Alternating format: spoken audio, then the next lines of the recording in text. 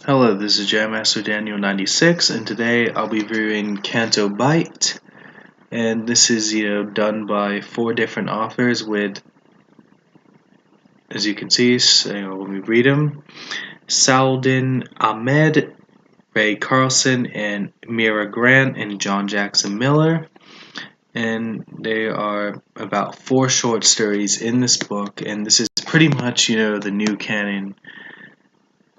We're back in the expanded universe when they had the books like Tales of the Bounty Hunters, Tales from Jabba's Palace, Tales from the Mos Eisley Cantina, and all those kind of books where have collected short stories by different authors. And this is pretty much the type of book what Canto Bight is. And this book came out last year around the time The Last Jedi came out.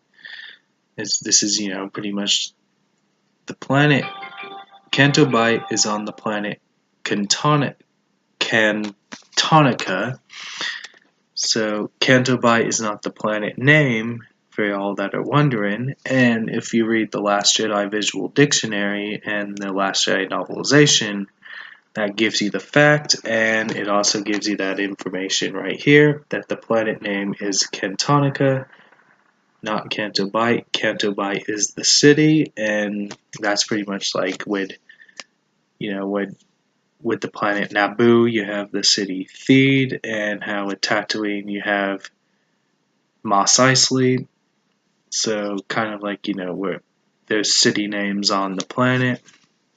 So that's the deal with Cantonica, with Canto Bight, and pretty much it gives you the life of Canto Bight and all that. Like that's pretty much, you just get a feel for the life of it. I mean, you have the Fathier race and what you saw.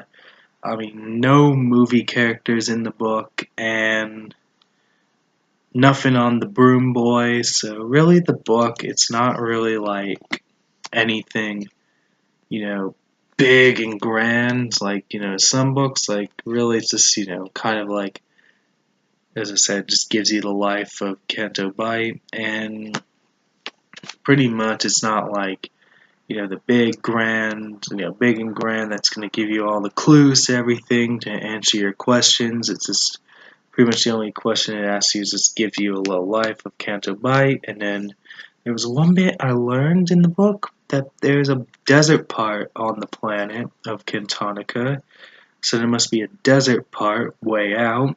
So, I mean, even though with Canto Bight was just a filler scene in the movie that wasn't really necessary, and probably Lucasfilm thought, oh, let's make a book off, pretty much a thing that wasn't really necessary for the movie. Like, pretty much the Canto Bight scene in the movie is pretty much something for Finn to do, and it's pretty much a filler thing that doesn't really impact the book. And I'd say pretty much this book was just to promote the planet for the movie, and it came out, I think, maybe a bit before The Last Jedi came out. I don't think it was on the Force Friday line last year, because I remember it, the Phasma book, the Leia book, were the Force Friday line, and I think the Luke book came a bit after. Then this, I think, came closer to the movie, or it may have came maybe a week after the movie came out, like maybe a couple days after the movie came out, so probably a bit.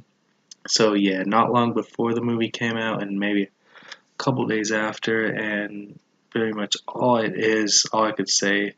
I mean, it's a solid read. I mean, you can read it if you want, but I'd say really you won't miss much, to be honest, reading it. And I'd say it wasn't the greatest book, wasn't the worst, but I'd say it's a solid read, to say